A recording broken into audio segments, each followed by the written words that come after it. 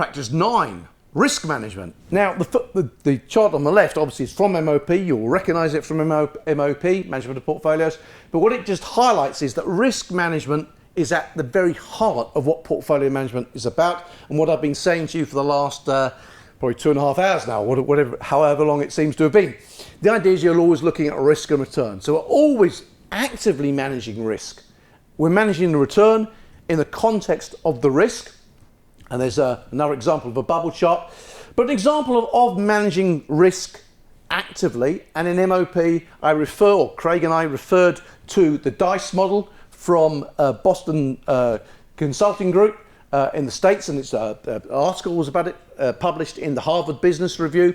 So you can read about it at your leisure. You can read about it in MOP. You can go to their website. What I like about the DICE model is a number of things. First of all, it's free. It's in the public domain. So you can just go to that website. You'll find this thing. You can plug in your data. There's a pull down menu. You pull down the menu and you'll get a score for your project. That's either win, worry, or woe. And the idea isn't that you fund the wins and you don't fund the woes. The idea is that you actively manage all the woes and the worries into the win category. And they actually have a button there that you press. It says options to improve the DICE score. So it's great because it's in the public domain. It's great because it's simple. Go back to the things I said at the beginning, fast and frugal. This is fast and frugal because it's only got 4 factors. Actually, it's got 5. You think, well, DICE, D-I-C-E, but there are 2 C's. So it's D-I-C-C-E. Duration. How long is the project? In other words, what they say, long-term projects are less likely to succeed, all other things being equal, than short-term projects. But you can have long-term projects, but you have to review them regularly. So we're now back to this idea of regular gateway reviews. Those gateway reviews have got to be regular. That's the duration. The I is the integrity of the team, by which they mean, do you have all the resources and the requirements that you need to deliver? So 1 is how big or how long would a project be. 2 is the I is the integrity, the resources. The first C is senior management commitment. Are senior management really committed to delivering the project or program? The second C is the local commitment. And then E is the effort, the scale of effort required to deliver the change. And so you plug the data in, it'll give you a score in there. So it's an assessment of risk. Assessment of risk associated with the project or program. Very neat. You may have your own frameworks. Those are great. I think this is neat. I say it's on online, and it's a great article you'll find. I think it's called The Hard Side of Change Management in the Harvard. If you Google that, The Hard Side of Change Management in the Harvard Business Review. If it's not, Peter or someone will tell me it's not. That's not the title, and we'll find the right title. But anyway. But one other aspect of risk management is this idea of looking at dependencies. And projects and programs, as I mentioned at the very beginning, often are so busy. Programs to a less extent, they manage dependencies usually fairly well internally. They don't manage dependencies externally. They're not aware of all the dependencies. I mentioned here logical and logistical. What you see here are logical. In other words, there are 2 types of dependency we say in MOP. Logical is where you need project A needs to deliver something for project B. So there's what's called a logical dependency. Project B can't continue until project A produces something at some point in the future. So there's a logical dependency there. Logistical dependencies are where you have more than one project making a common call upon a resource, such as, for example, the classic example would be IT testing.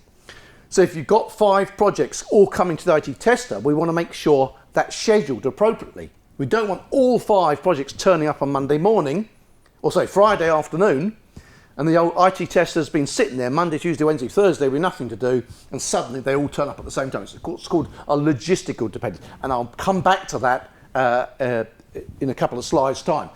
This is an example of logical dependencies where I did a piece of work for a government department, and they said, we want to understand our logical dependencies. They only had a very small portfolio.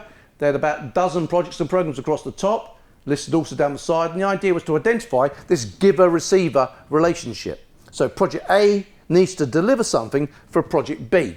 And so I identified the orange and the yellow boxes identify the giver-receiver relationship.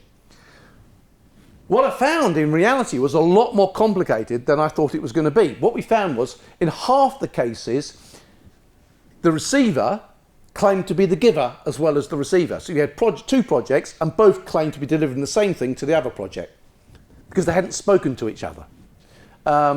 What we found here were projects all claiming to deliver the same benefits.